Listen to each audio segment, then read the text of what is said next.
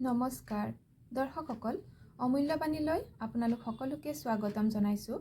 আজিৰ ভিডিঅ'টোৰ বিষয় হৈছে হনুমান চালিচাৰ সহায়ত যিকোনো সৎ উচিত ইচ্ছা পূৰ্ণ কৰিব পাৰে। উপায়টো মাত্ৰ এদিন কৰিলেই হয় আৰু উপায়টো কৰিব লাগিব আপোনালোকে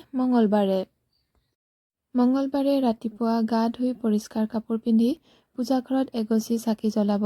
চাকিগছ যদি পাৰে চামেলি তেল বা তিলৰ তেলৰ জ্বলাব পাৰে, নাথাকিলে যিকোনো তেলেৰে বা ঘিৰে আপুনি জ্বলাব পাৰে।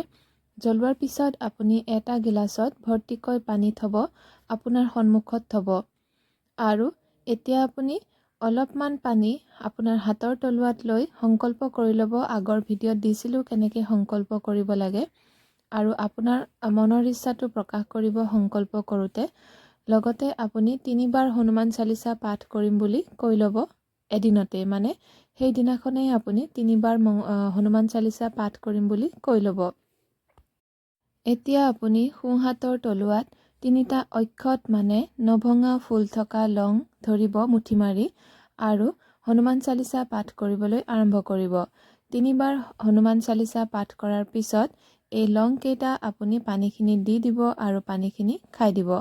উপায়টো মাত্ৰ এবাৰ এনেকৈ কৰিলেই হয় আৰু কৰিব নালাগে।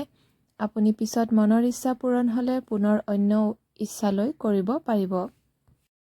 পানী আৰু লং কেইটা একেবাৰতে খাব নোৱাৰিলে অলপ অলপকৈ খাব আৰু সেইদিনাই খাই শেষ কৰিব। আজিৰ ভিডিঅ' ইমানতে সামৰিছোঁ। ধন্যবাদ।